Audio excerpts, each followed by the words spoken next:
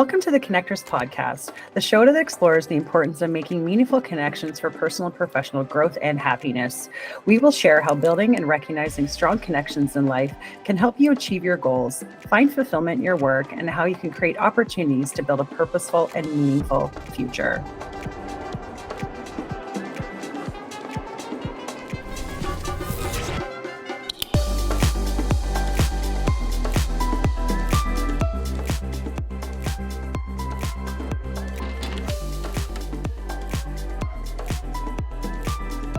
Welcome to the Connectors. Today we have an exciting guest on the show, Sarah Jansel. She talks about how positioning her business on Shopify is all based on getting the right product or service, the how and the why, because a confused eye will not buy. She talks about transparency of self and how that helps her connect better with her clients. Find out how she worked her way to the top of the ladder in corporate to become a VP, and then pivoted using all of her creativity to now become the Shopify queen. Dive into this episode for a deeply heartfelt, open, and transparent discussion with Sarah. Okay, so welcome, Sarah. Thanks for coming on the show today. Yeah, thanks for having me. I'm excited to be here, and I get the duo today. This doesn't happen all the time, so. You get the duo. We weren't sure if we are going to have Quentin on today, but it worked out. So here we are. Pulled in screeching. Right? Yeah. Do you need a little reset? Do you need a few breaths, or are you good? I'm okay. Honestly, I'm okay. Thank you. Okay. Well, I'm excited to get into our conversation today with Sarah Jansel. I met Sarah probably 20 years ago. We talked about this in our pre-recording meeting, and we've known each other for a long time and sort of bumped into each other here and there over the years. And I know she's been up to a lot. I could always see her very active on LinkedIn and always getting a new job or new opportunity or starting her own business. So I'd love to hear more about your journey and whatever you'd like to share, and how you started. You had a corporate job for a long time. You were in HR. You've had your own store, online store, and now you are a Shopify queen, as you like to call it yourself, or other people like to call you. So I'd love to hear about that journey and whatever you would like to share with us today on that. Yeah, for sure. Oh my gosh, I was joking the other day when I was telling someone it's almost like I have work for sport. Like, for fun, I was going to start another online business. And I'm like, what's wrong with us? Like a totally different breed. Yeah. Do you feel like that's once you get into it, though, it's kind of that perpetual, like you just get excited about the next thing? And yeah. Definitely. Yeah, definitely. I feel like there's all these ideas, and then it's like, okay, focus. How much time do we really have in one day, and how many do you want to bite off? Right. So yeah, but I feel like it started out that way, but you're right. Maybe a little bit more on the corporate end of things. So yeah, oh my gosh, I was like at least 20 years. I think Jolene and I have known each other, and Quentin, we've just met. But for about 20 plus years, I spent my life really training for my corporate career like an Olympian. I joke. It was a lot of blood, sweat, and tears. I loved it. I definitely was climbing the corporate ladder and had a great opportunity to work with banks, consulting firms, back to some banks. And then my last corporate role was as a VP at a tech company in my hometown here of London, Ontario. So that was pretty amazing. But over the years, I would say, it's hard to put my finger on exactly when. I feel like there were little whispers of things throughout the year, what I like to call kind of the feather in the air, where it's like, hey, here's this little tickle. Like, what about this thing? I had all these jobs that were, banks, consulting firms, very much about safety and security and all the things I felt like I really needed in my life at that time. But, fashion and art and things that were creative were really passions of mine. And so I kind of closet and did some things outside of corporate life for years until, around, I would say, my VP role. I think right around the time I got that role, it was like that voice, that little tickle just got a little too loud. And I thought, now or never. now or never is definitely the time. If I don't do this, if I don't stop talking about wanting to do this and this becoming an entrepreneur, then it's probably never going to happen. So I drew a line in the sand, literally was in a vacation on the beach. So a literal line in the sand, and said to my husband who was with me, I'm just going to start something, and it's just going to be for fun. And, I don't know exactly what it's going to be like, but I'm going to pick something. I think it's going to be fashion because I love that. A lot of people think I'm known for that. I get lots of comments about outfits. It's something that's comfortable for me. And, I got home and registered a business number, which was pretty amazing, and did that for about 3 years, part of which I was actually in my VP role until 2020, when the pandemic hit. And it was March of 2020 when I had hired a coach to actually start scaling that fashion business because it was going so well. And we pushed it off because it was in person, and pushed it off. And around sort of April, May timeframe, when we finally met, she was like, I have all these clients that need your help because you have this skill of, running your boutique business on Shopify, all of this corporate training you've had to show people how to do it. Like, would you be willing to take on a client? And I kind of joke that was sort of like the first client was like the gateway client, because, it was, whoa, like, okay, this is what I was missing, that perfect balance of all of the business things that I had trained for, mixed with the ability to be creative and do design and help people launch businesses, which was something that I wasn't sure was ever going to be a possibility for me. So it kind of blended it all together. And yeah, the rest is kind of history. I'm sure we can dive in a little deeper. I think it's so exciting how you very quickly, because of someone else's suggestion, they were like, hey, I've got a bunch of people who need to learn this. And you took it and you were like, I can run with that. Let me empower all of these other people to get their small businesses off the ground. I love that. That's amazing. Yeah. And what I love about this too is just that you had that vision. You made the choice, in your way, and you drew the line in the sand. You said it out loud. You told your husband, so it was out there. And once you started and just got into it, like, I love that idea of, starting something creative on the side, it can turn into something. I think a lot of people fear if they're in the corporate world and they leave like after 20 years and want to start something new, like, how am I going to do this? And maybe that is the, the, I don't know, the catalyst or the idea is to try something, maybe even while you're working, and then realize, oh, you can transfer those corporate skills to something that you really love. Yeah, if you want. Yeah. So I can completely relate to that on two different levels. One being that I totally had those thoughts myself. And I was really good, like many people, at talking myself out of doing something different. And it was like over the glass of wine or on the weekend or chatting with a friend, like all of these possibilities. And then, you sleep on it and the next morning get up and be like, oh, that's crazy, right? Like, I could never do that. So that's kind of the first level. And then the second level is after having taken the leap and kind of going through that and working with so many businesses that, to your point, Jolynn, it's like, people always think it has to be this or that. And it's like, why can't it be both? Like, why can't you get your feet wet? And the truth is, when you become an entrepreneur, I don't know any entrepreneur who knew exactly what they were doing when they started in the first place, right? So you're going to probably pivot a little bit. But giving yourself some grace in the fact that, in my example, it's like, man, am I going to throw away like 20 years? And I talk about this when I give speeches and things as well. And it's like, no, I wish someone had told me, that like that 20 years I spent was actually the perfect training that I needed to be better at the thing I wanted to do. And had I not have had that, it may not have gone, the way I wanted, or I might not have been able to solve problems and things like that. So if we kind of flip that thinking on our heads, instead of like, oh my God, am I going to starve? It's like, no, wait a minute, I can do this, right? But it's hard to push past that a little bit. When you've been running through a certain sort of industry, like if you're only doing corporate or you're only doing higher ed or your own, it can be very difficult to feel like your skills are going to translate over to another industry, even though it's all people skills, it's all organizational skills, it's all, let's get this project running and completed. But somehow there's something in us that just feels like we cannot make that big jump and that big step. So was it the naming it to your husband and saying, I want to do this, like we keep talking about this, but was it naming it out loud that got you to start, or what was the thing that made you go and put that company number, register that company number?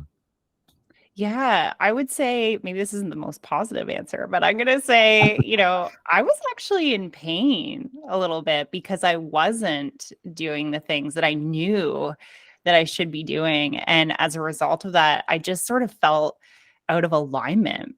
And so while I was really good at my job and, I was doing all kinds of really cool projects and, from the outside, you would never know that, kind of looking in, but on the inside, I actually felt pretty bad. Like I was like, oh, like there's all these things I want to be doing and I'm not doing them. And then I started to think, my God, am I going to do this for another like 20 years, 25 years? Like that scared me, being in the same place, and I think having hit that VP target, which was like a really big goal of mine, was kind of an eye opener. Like, okay, so we're here. Yeah. Now what? Are Now we going to what's stay next? here? Right. So I think for me, a part of it came from that, put air quotes around the word pain, because it almost gave me the inspiration I needed to be like, okay, then I need to change it, because nobody's going to come save me. Nobody's going to, create a new reality for me. And I just need to start somewhere. And that was why it was like, hey, I'm just going to pick a name. I'm just going to pick something I love and I'm going to start there. It was like, it felt like a step, not a leap for me. And I love what you said about, alignment, because you've been hearing that's a common theme we hear here as well. But also just that idea of something doesn't have to be either or. You hear this all the time, even let's say in a marriage, you're with somebody 20 years, somebody might look at it like, oh, you threw away 20 years of marriage. And then someone else looks at, well, no, I had 20 years of a successful marriage and then didn't work out, but I still have all that experience. Right. And just looking at it from a sort of different perspective, it doesn't mean that you've invested all this time and it's a sunk cost fallacy to put all that effort into something and then switch it into something else. It's not wasted time and effort. So I just love how you reframed things and took that curiosity of your creativity and started to put it into something else.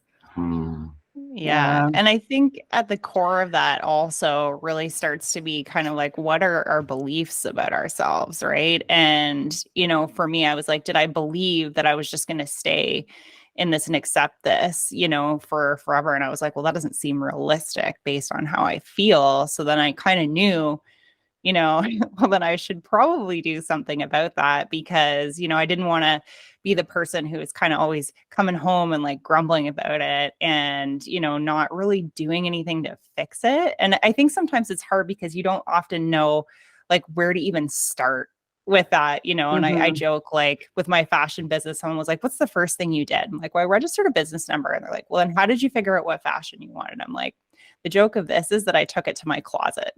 Like I literally went and was like, where am I shopping? What are the labels I like? We're going to take it to Google University.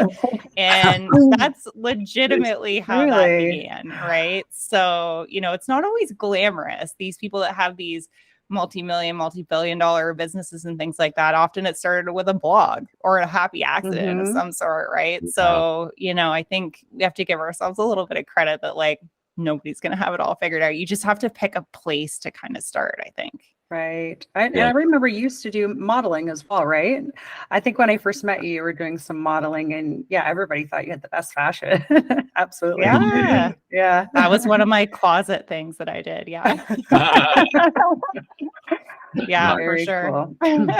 Cool. And speaking about that voice that, can tell us that we're not good enough or we question ourselves and our abilities, like you've been now doing public speaking and you've become, a speaker at different events. And I've been seeing you on LinkedIn and you're a great speaker. You've been using your voice. And I'd love to know how that started for you and what was the pivotal moment that wanted you to get into speaking publicly? Yeah, that's a great question, because I feel like for a good chunk of my corporate career, I was speaking a lot. A lot of people were like, oh, we've got this, manager of this group or the senior manager of this group or this VP. And it's like, come and talk to our group about this. But it was always very, I would say business based or like project focused or, kind of vision of the company, like, things that didn't really involve me so much, if you know what I mean. Right. And so I'd been doing that for a really long time and I love it. Like I love getting out and talking to people. And then when I became an entrepreneur, that kind of went to a new level because it's like, you not only need to be really good at going out and being able to articulate a vision and a passion for something in an audience, but you need to be able to do that and really connect with somebody, especially if it's somebody who's making a leap, like creating a new business or, they're investing in you. Like that's a whole other level of things. And so I would say for the first couple of years of being an entrepreneur, I kind of joke that there's obviously that learning, but also a bit of unlearning of some of the things that I had done, in previous years, or some of the beliefs that I had about things and how that would apply to me being an entrepreneur. An example of that would be, you become an entrepreneur and it's like suddenly you have to deal with some of the things that come up when you feel resistance to want to do them, whether it be sales, whether it be developing a new website, whether it be having a conversation with somebody, managing objections. It could be anything. But, most entrepreneurs won't really talk about this sort of non-sexy side of, having to come out. And there's a lot of personal development. I personally feel, even though I worked in HR, and I hired coaches for people, I'm like, man, I really needed a coach. Like I really needed to work with some people and get some things figured out because, you can't be doing it all by yourself alone. You just can't, or it'll be a lot harder. And so, after doing that and listening to some of the stories of the people who were coming to me for websites, you kind of couple my own sort of journey with the fact that here are these people who are willing to take this risk, who are willing to bet on themselves, who are coming out and they're talking about this passion for these things that they have, but there are these areas of resistance that they're feeling as well. And I was like, I really need to get out and start talking about this. I really need to start talking about some of the beliefs that we have about ourselves and some of the beliefs that I feel, there were 4 of them, have really helped me not only in business, but also in life, because those things are so interconnected and they become more connected when it is just you. And, you're not being rewarded in the same way that you are when you work for a large company. And so that was sort of the tipping off point for me to be like, wow, I think I'm really sitting on some of these things. And, I'm seeing some of the things that people are going through. And I don't really think I've been all that honest about what's been going on with me. And, not that I've been hiding it by any means, but I would say over the years, I sort of thought there are some like pretty key moments of things that have happened to me and some things that have really gotten me through. And I think they're very applicable to wherever you are in life and business. And so it's almost started to feel selfish to like keep that to myself.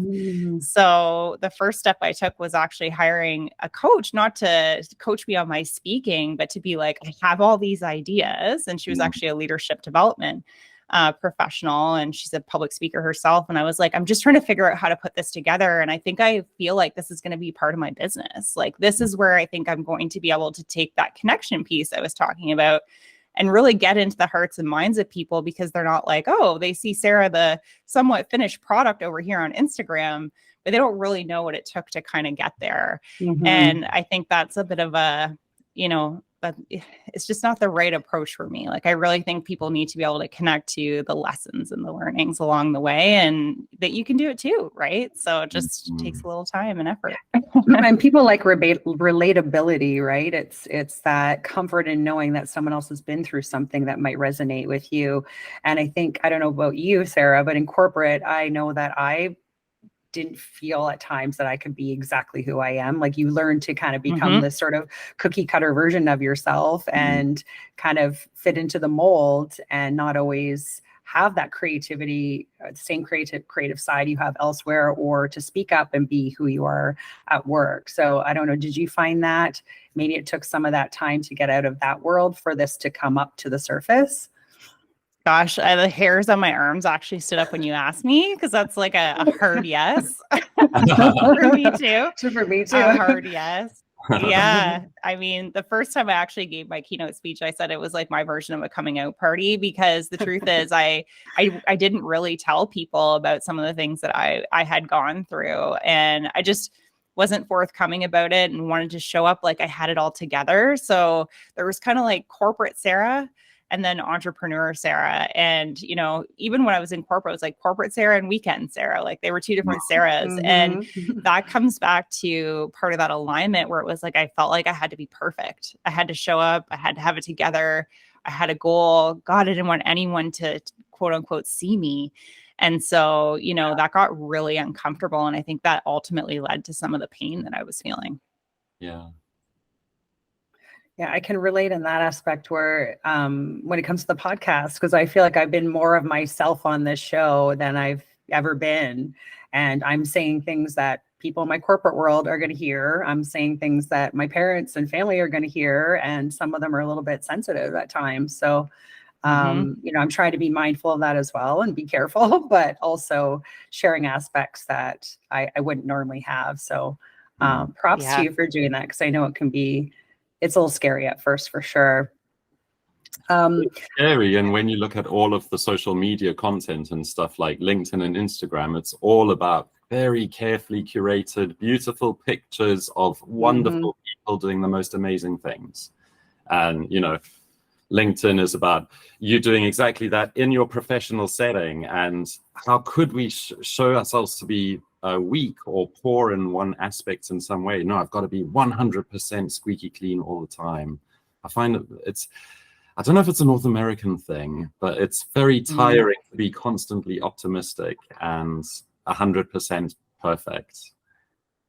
Yeah. And I think, you know, if 2020 was anything to us, I always say it gave us a little bit of time and silence to have to sit with ourselves. And, you know, a lot of pivotal decisions got made, or a lot of thoughts that we were maybe able to push out because we were busy, you know, in a different way, I think has changed for a lot of people. I know that's true for me. In the sense that it just became like, okay, you know, like, you know, that now or never was sort of like, now's the opportunity to kind of shift that paradigm, to shift that dynamic. And who knows, right? You know, I could always go back and get a job, right? Someone will hire me, right? But yeah, I think in the silence, a lot of us found our voice, which is interesting. And to your point, Jolene, I feel like the more we talk about it, you know, or we say it out loud, like the easier it becomes. But even I have moments where I think I shared my call it my sizzle reel for my keynote I gave. And I thought, oh my gosh, you know, it was fine when it was a group of 50 women in a room that were going to hear this. But now my friends and my family and like everyone's going to see this stuff. And I was like, loud and proud, sister, it's going out there. You gotta do it. There was the moment. If you're going to do it wholeheartedly. Yeah. Do you find since you've opened up more that way and you've had more of these speaking engagements, it's allowed you to better connect with your clients and even their experience with you in terms of how you create their store and their Shopify experience with you? Yeah, I think it's been huge to connect with them on a personal level. And, you know, I've even had clients go as far as to say, oh, wow, like now I understand you so much better. I often wonder, like, how are you doing all of these things? Like, with some learned skills. You know? Or interestingly, Jolene, one thing I didn't expect that's come up is that I've had a lot of people from my corporate past commenting on some of my, I'll call them my most racy kind of posts about, you know, the past and things have happened, you know, over the years. And people are just like, oh my gosh, like, thank you for sharing this. Or I've had people come up to me and be like, oh my God, me too. You know, I went through this. And so it's interesting because now we're not only connecting on a business level, but we're sort of talking about like some of the human lessons that we had to go through and why we ended up where we ended up. And then it's like, oh, you know, actually, can I talk to you about this Shopify thing, right? So there's just a deeper level of working with people and clients. And to be honest, it's always been kind of my MO is like wanting to know enough about you and your product and like, how do we make that shine? But now we've kind of taken that to a new level just by opening up enough to be like, hey, I'm a human and there's some funny things that have happened. But by the way, I do websites, so we could help you with that too, right? It's not really about that, but you know, we do that and we can help you. Yeah, I hear you. I was thinking of copying some of your model for Squarespace websites actually, because I just finished one for a client and she loved it and she wanted me to show her how to maintain it. And so I created a whole bunch of little learning videos. And yeah, they've resonated quite well. So I was like, oh, I should check out what Sarah's doing for Shopify and do some of that on Squarespace. Yes, Yeah, absolutely. we've definitely been watching you and watching We what have. you've been posting. Yeah. Yeah. And I'm like, oh, check this out, Quentin. Look what Sarah posted today. I love this. I love Yeah. that she did this. Yeah. Oh, I'm Yeah. flattered. So we're learning as we go. You can find us on the following social media platforms: Instagram, Facebook, LinkedIn, and YouTube.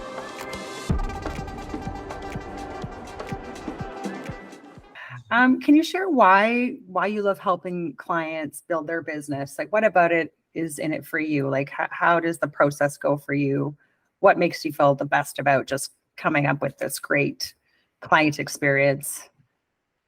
Yeah. I mean, for us, I mean, we talk about how we love to build, brand, and grow awesome websites. But what we really do is work with the person behind the scenes who's like the brains of that operation. Because typically people come to us because they're not techie or they don't have time or they're like really, really good at whatever it is, the thing that they're doing. And it's just kind of out of your element when it comes to the web space. And my gosh, do I ever have an appreciation for that, Quinn? I don't know where you started, but like YouTube University for me over here being self-taught, like a lot of people and the pain, talk about pain, right? Like, oh my God, I almost gave up at one point, right? So, I think that built a lot of character. And so with clients, when I see that in them, right, and I see what it is that they're trying to do and what they're trying to build, I think I tend to get that same level of excitement as like, oh, this is like the most exciting stage, right? So whether it's a new or you're redesigning because you've rethought things, or it's even custom work, or I want to connect with customers a little bit differently and it looks like email marketing. To me, the tech is kind of like the side note.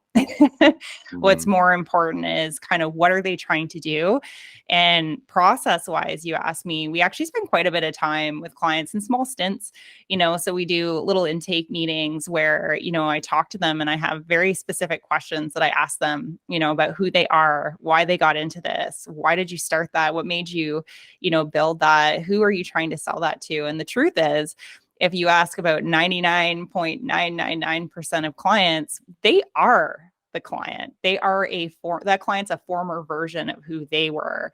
And whatever it is they're trying to offer, product or service, because we help clients with both, it's typically come from a place of their pain. Right. Or something that's changed their life. They're like, oh my God, everybody needs to know this. Right. Or I've made this because I had this, I'll make it up, hair issue or skin issue, or, everybody needs to see this because it's affected my life in this amazing way with my kids or whatever it is. And so, I think what we love to do is get underneath that and be like, okay, so you came to us with, this product and you want to sell that product, but people are going to buy that product if they know a little bit about you.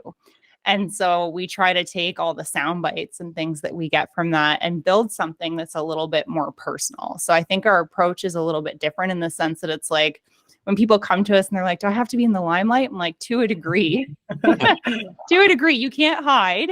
At this point, but, it's pulling out the things that made it so important to you, because those are going to be the connection points and the connectors that people are really going to see and really feel and make them want to buy that product because they're like, they can relate to whatever it is. So that's kind of a small kind of insight into what we do and what makes me excited. And of course, the design process, love doing that, love taking something that's like an idea and then actually bringing that to life.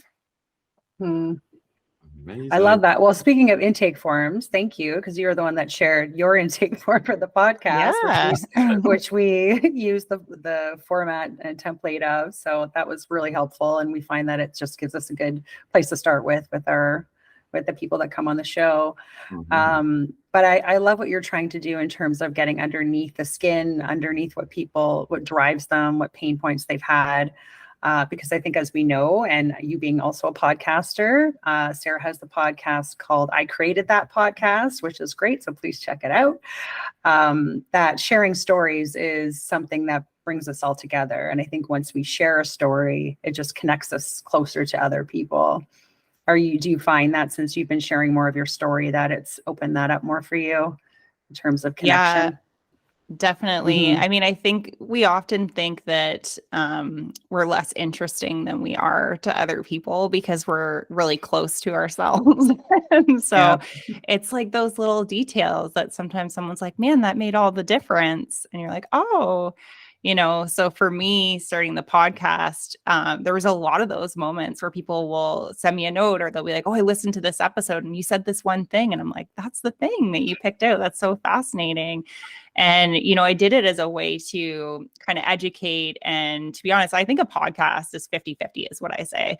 50-50 for me, because whoever the guest is, I'm probably learning a ton from them. And I'm like, wow, this is like so amazing right now, and it's 50% the audience. The intention's always there to bring someone in and add value and talk about, a different, aspect of something that relates to what the audience wants to hear. But it's really been an interesting connection point. And also what I found is that people will find me in a variety of places. So LinkedIn, Facebook, Instagram. But what I often hear now, and I'm like, okay, like we're going to keep going, is I saw you here, but then I listened to your podcast and I knew you were my person.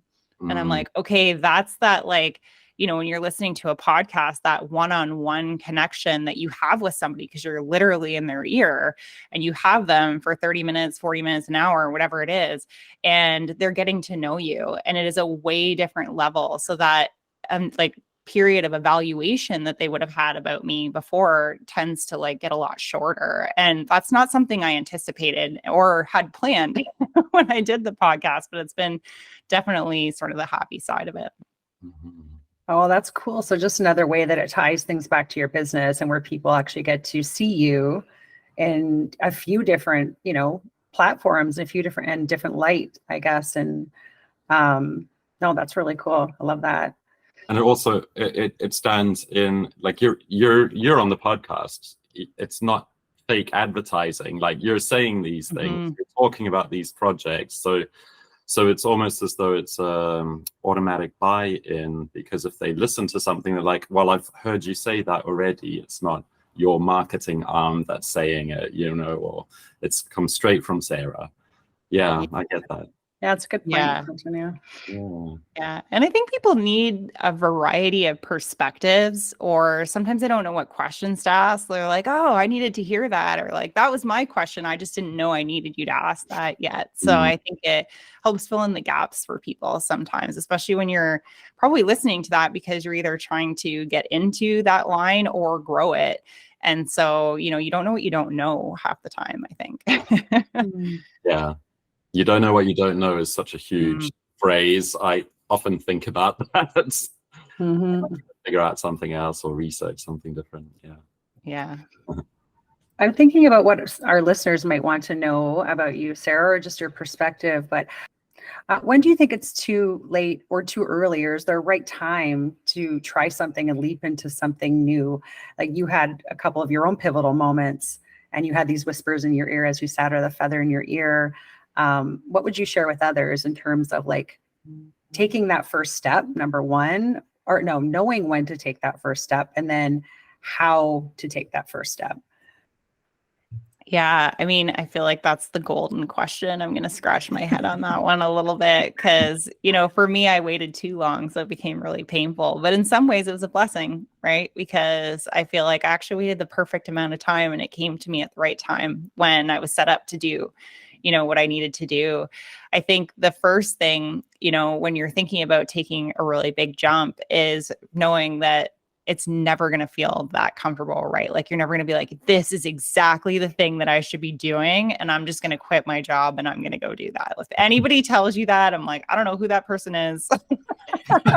Maybe they found some genius move, but that's pretty rarely, what you will hear. I think what you will hear are the little inklings of things that people have, right? So suddenly they get interested in something and suddenly they get a hobby and then that leads to something else, right? So, I'll give you an example.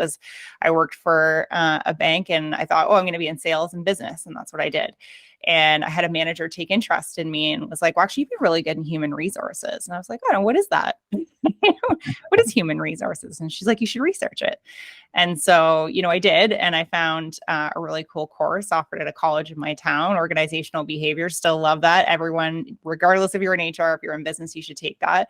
And it was like, whoa, it opened up this whole new world for me. I'm like, I'm really interested in this. So I took a little bit more, and then I got my certification. And then I was like, well, actually, I really like this thing about business. Well, like, maybe now I'll take my MBA. And it was like, it was like a little bit dribs and drabs. And I'm just using education as an example, but it could be anything that you're interested in that suddenly starts to feel like it's like, that's the thing that's on your mind all the time. And I think that should be an indication to you that you should stop and pause and think, why am I being pulled to this? And, if it's in that entrepreneurial realm, or if it's fashion or whatever it is, then maybe this is trying to tell me something, and lean into it a little bit. Right. And so we kind of talk about like the leap and the jump. Like a leap was me being like, I took on 2 clients and thought, here's the perfect thing. That's it. I'm going to leave my corporate job. Right. But I had sort of gotten myself to a place where I could do that, and, that's not going to be everyone's. And, looking back, I probably could have done some other things to set myself up, even longer term. But, we learn through these things. Maybe it's just that you do go and enroll in that course, or you do go and listen to that podcast, or if you're not sure what step to take, then you reach out and book a discovery call, whatever it is. But I think there in life are a lot of indications of where we are headed. And I think we spend a lot more time, calories, and effort trying to resist them if they're outside of the thing that keeps us safe. And so we pretend like they don't exist, but we kind of like do them a little bit, hence the closet stuff that I was doing in corporate. But if we just leaned into it a little bit and sort of accepted, like, maybe I'm interested in this thing and maybe there could be something there, it'd be a little bit different. So I think everybody's timeline on when to make that move is different.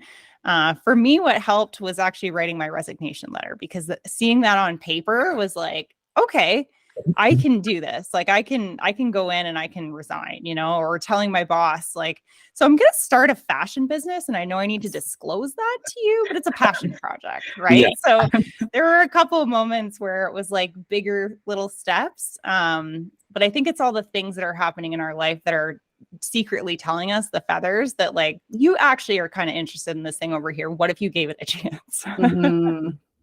And you said the word, I'm pretty sure, but uncomfortable, or I would say discomfort. And what I'm recognizing is that lately I'm in a constant state of discomfort, and it's because I'm taking on new things all the time. So when you're too comfortable, I think you don't feel that way. You feel pretty, relaxed, or a little bit more at ease. But I'm just noticing I'm uncomfortable all the time. So I think it's putting yourself in a place of discomfort to try something new. No, it's true. I don't look at it as a bad thing.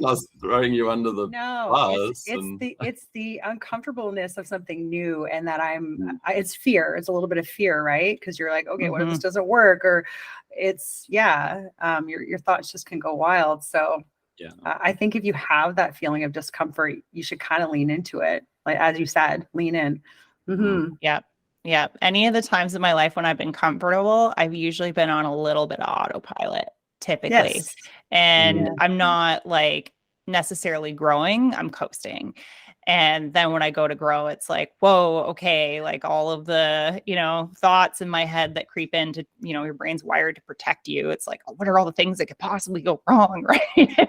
So, if you're hearing that a little bit, it probably means, to your point, that, like you're probably doing something right, because I don't think there's any time I've stretched myself where I've been like, this is no problem, like maybe a year, 6 months later, you look back and you're like, gosh, that was such a small problem, right? But it just takes time and kind of, continuing to repeat that growth pattern that's going to help you feel a little better about it.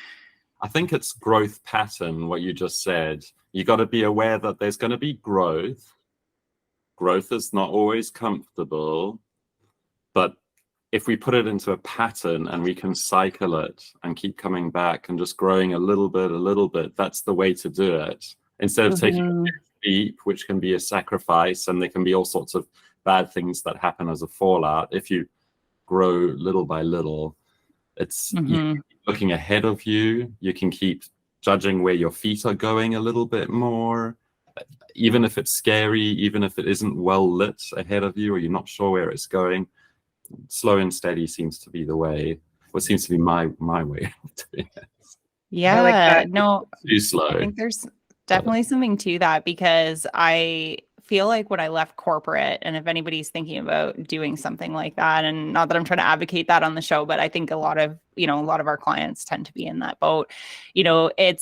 There's all these things that are kind of going on, and you start thinking about being an entrepreneur, and it's like you feel like you've forgotten everything, like you're a newborn. That's how I felt when I left corporate. I'm like, I know nothing in this new space. But it's like, well, wait a second, no, I do know a bunch of things. And what I was thinking when you were saying that, Quentin, is like, think about really big companies, right? It's not so different for them, where it's like they have an annual planning process, and then they do goal setting, and then they kind of like, push ideas down, and then you kind of pick like a few things you're going to work on. It's not like you're going to jump from A to Z, but you're going to do, one of those goals. You might go from A to Z in sort of the grand scheme of things. And so as an entrepreneur, it's kind of the same thing. It's like, what is my plan? And in the absence of that, for me at the beginning, I started to feel like a fish out of water. Like, it's like, what am I doing? I feel like I'm not navigating anything. And it's like, I had to almost come back to that and be like, okay, so like, what is it that I want to do? Great. Okay, so what can I do, even if it's just one thing, to try to like get me towards that? Maybe it's like set up an email list, or, maybe it's I'm going to work on, this speaking thing, or I'm going to host a podcast, or whatever it is. Right. But it's not, I think we always think about things with like the complete end in mind, and then we're overwhelmed. Like, how the heck am I going to do that? And even big companies don't do that. Like, it's like micro-sized things that they're working on. And I think it's easy when it comes to ourselves and the things we want to achieve to not give ourselves sort of that same, like, it's okay. Like, I can just work on one thing at a time over here. Yeah, you're right. We look at that end in mind. We see someone else who's a billionaire, or an entrepreneur, or someone who's has a like a multi-level business, and we think, oh, how am I going to achieve that? You don't look at the first small step you have to take. But to your point, Quentin, with that growth pattern, I think you're onto something there. And I've just been noticing that too with myself. It's like one step forward leads you to this other thing. And like you said, Sarah, staying open to those opportunities and just watching for them and following those connection breadcrumbs, which is actually something you said when we met in our pre-recording meeting. So I'm going to hashtag that, the connection breadcrumbs and growth pattern. I love that. Mm-hmm. Yeah. And there was something, I don't know if either of you have taken design thinking, but it was, there's an indicator. Here I am a VP, and I'm like, I'm going to take design thinking. So, one of the things that I experienced taking that was that I was in the classroom setting, and, everyone's kind of broken up into groups, and they give each group a task, and it's like, you're going to build this thing, right? So like, however you decide to do it, it's up to the group, but like, you have 30 minutes, like, go build this thing, whatever. So we put together this thing. And then at the end of it, the prof comes around and he's like, awesome, looks great. Now scrap that. And how do you make that better? Like completely rethink what you did there. And like, how could you just take that to that next level? And I feel like people were floored, but then the ideas that came from that, instead of being like, okay. And then he did that like 2 or 3 more times. And the idea where we landed from where we started, like the progress that we actually made in like, I don't know, was it 2 hours? I think that we did that little workshop.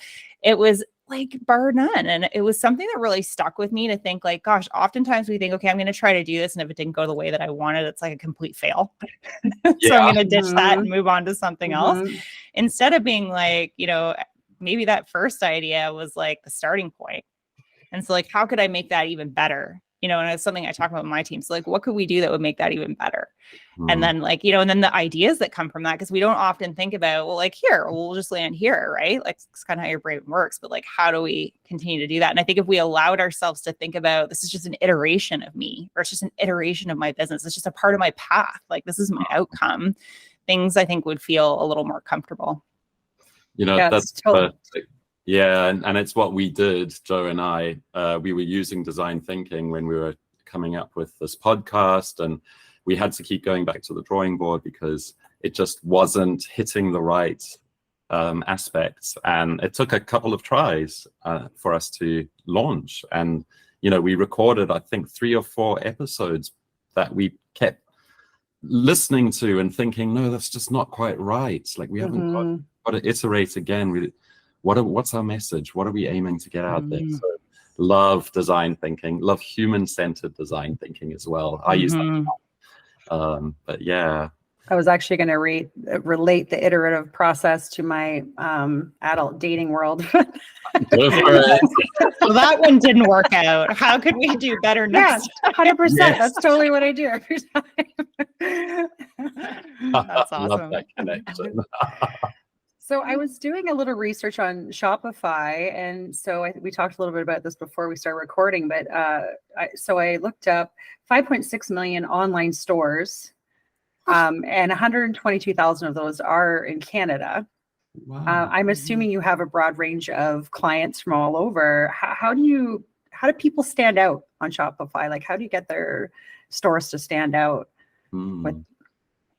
Yeah. Oh my gosh. And I know I was like not really floored by that number, but I also remember in 2020, 2021, and 2022 how many of those got open. So it'd be interesting to go back in time and see like what was that number pre-pandemic, because it sort of like forced the hand a little bit, right? But yeah, I mean, we have clients all over the world. So Canada, primarily, most of my clients are in the US just because I've had a lot of connections there. I've done some masterminds there, and it just seems to be, there's a lot of people in the US. I love them.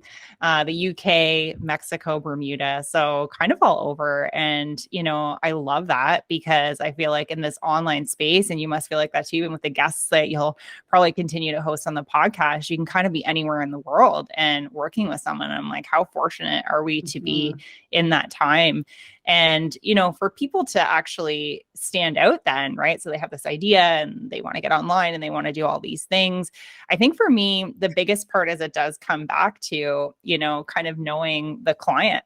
And so there's kind of like 3 things that we really want to kind of understand, which is, the client and why they got into this, but that really translates to like, who's the ideal customer? So who do you want to sell to? Because whatever it is that you're offering, there's a person, or I'm going to say like a persona with many different versions of that person. And there are many different people who are going to see themselves in the various attributes or the various things that you're going to talk about as a part of why you decided to do this, why it's a good idea, why people need this, how it's going to change their life. And so I think that having a really good grasp on who's the person that's going to actually buy this and why, right? Like, what do they like? What don't they like? Where do they hang out? All of those things are going to be really key. So that's kind of number 1. Number 2 is all about the positioning of that product. And it's a really simple exercise to go through, and product or service. I use product loosely. But it's like just getting clear about what the thing is. Like what is the product or service? How does someone use that? Why would they need it? What's different about it, right? What are some of its attributes, the benefits? Can you use it for multiple things? Just the different things. How do you use that thing, right? Like, why is it going to be good for me? Like the positioning of that, I think is really important. And so going through a list of things to kind of ask yourself about that will really help you get clear. Because if you're not clear, then neither are your customers. And the truth is, a confused eye will not buy. They will not, right? We are too busy. If I have to spend too much time trying to figure out how you fit in my life, goodbye. Right? Like, it's harsh, but it's so true. So I think that ideal customer product positioning thing is really going to help you, and it's going to make you feel more confident in talking about that and being more vocal and sharing it. And it's going to make the website, your marketing, like all the things so much more clear. Right. And then I think you got to figure out, so based on all of those things, what are some of the places that I want to show up and start to market and sell that? Right. So, is it social media? Is it through in-person? Is it markets? Is it this? Is it that? You're going to always probably need a website because that's your brand. And I've never been anywhere where I haven't met someone and they're like, oh, like, where do I find you online? Or like, what's your Instagram page? And then they find the website, right? Like, it's just the natural thing that somebody does. But it's figuring out, based on the first 2 things, where do you want to hang out and what's going to be important to put on the website? Like, why is somebody actually going there? And what do we need to do to lead them to that end result, which is ultimately buying the thing typically, right? So especially in the e-commerce space, we have to basically replicate. I like to use Bath and Body Works as my example. Ever been in one of those stores? You're immediately hit with the smells, immediately with the displays, immediately know there's like 20 Oversensitized. different Yeah. promotions. Yes, a salesperson, I have never been in there within 5 seconds. A salesperson comes up and tells me what I need to know and where I should go and buy it, and hands me a shopping bag. Like basically you have to replicate that in the store. So it's like, how do we become the Bath and Body Works, kind of experience when you can't hear someone, when you can't smell, the candles and all the things, and, have all the signs for the promotions? Like, how do we actually take that experience and bottle it up for somebody? So there's a few things that kind of go into it, but I think there's, those are some of my most important things, I think, for how do you differentiate yourself and stand out. There are a million people out there that probably do what you do, but they're not ever going to do it the way you do. They're not ever going to say it the way that you say it. And so getting clear on those things is what's going to really help people also be clear about you. Okay, so getting clear, positioning what the product or service is, the why, and then the how. And I loved what you said, a confused eye will not buy. I will not buy. And I like you're going through this process with your clientele as well, in terms of like understanding why they're really doing this, or where it stems from and what's under the surface. Because for example, for myself, I've become a bit of a minimalist. And so I've cut back on my spending and my buying on things. And when I think about purchasing something, I actually put a lot of thought into it now. I'm not just buying a bunch of random things on Amazon or Etsy or wherever. So for me to know there's a backstory about a product that may have come from somebody who created it, or it really means something to them, or it's something that I really could use. I like that idea of kind of going through that process. Yeah. I think smaller businesses have a better opportunity, to be honest with you, for that reason. And I think, there's over the last couple of years been a lot of connections to wanting to shop local, wanting to support the community, to your point, wanting to understand the story, like being able to see yourself in that thing and feel like you're making a difference. Maybe it's something charitable or sustainable, like whatever the thing is. And I think big companies have really had to kind of work at that, in some cases, obviously, some things are a little bit easier there because they have the clientele, but I think the small business has the opportunity because they're also a lot more nimble. No, I mean, I think my biggest goal, I think, in all the things that we're doing, whether it's through Jansel & Co. or whether it's through speaking or anything like that, is I'm like, you deserve to live a life, whether it's your business or your job or you're an entrepreneur, one that you love. And whatever that looks like for you, I think now is the time to give yourself permission to do that. And we are not exempt from being happy. And I think sometimes when we spend a lot of time in a certain space and, we spend a lot of time in a job, or we've educated, or we've worked our way into something, there's a lot of ego that plays into that. There was a ton of ego in that for me. And, sometimes there still is. And it's humbling to kind of go back to the fact of, what is it that I'm trying to protect here?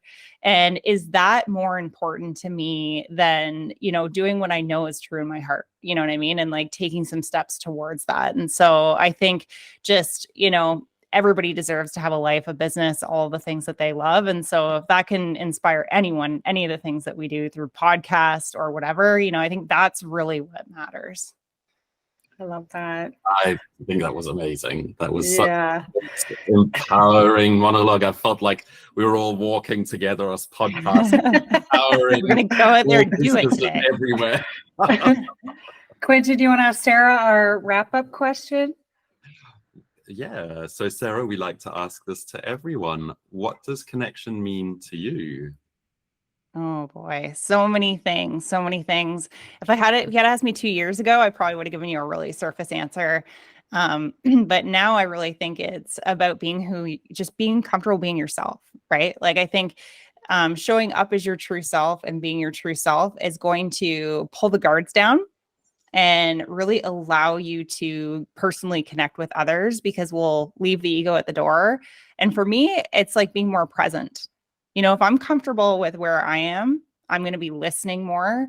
I'm going to be paying more attention, and I'm going to understand more. And it's going to make me feel better about getting out there and doing that more and more and more. And so, I think it kind of starts with you.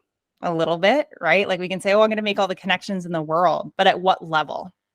Right? Like in my corporate life, I had a whole bunch of connections, but they were very surface, right? Or they helped me get the job done or a task versus really taking the time to understand the person on the other end. So I think I don't want that to sound like a selfish answer, but I do think sometimes it's a little check-in to be like, where am I sitting at right now? And am I feeling like I actually can give my whole self so that I can truly connect with the other person, have them feel that? Because I think the truth is that we do feel that. There's oftentimes we meet people in life and we're like, God, I just felt like I knew that person for forever, right? And you can't wait to talk to them again. There's something to that. Yeah. Agreed. Totally. Oh, I love that. Well, thank you, Sarah, for being here. Thank you for your transparency and sharing your journey and your successes along the way and what has brought you to this point. And I know that our listeners are probably going to love hearing this episode. Where can our listeners get a hold of you?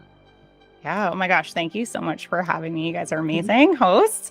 Yeah, I mean, if people want to get a hold of me, you can visit the website at janselandco.com, or I'm always on Instagram, and it is me answering at Sarah Jansel. So if you heard this, you loved it, let me know. I'll let Jolene and Quentin know I heard from you. Yeah. Awesome. We'll make sure that's all in the show notes. That does it for today's episode. Thank you for joining us.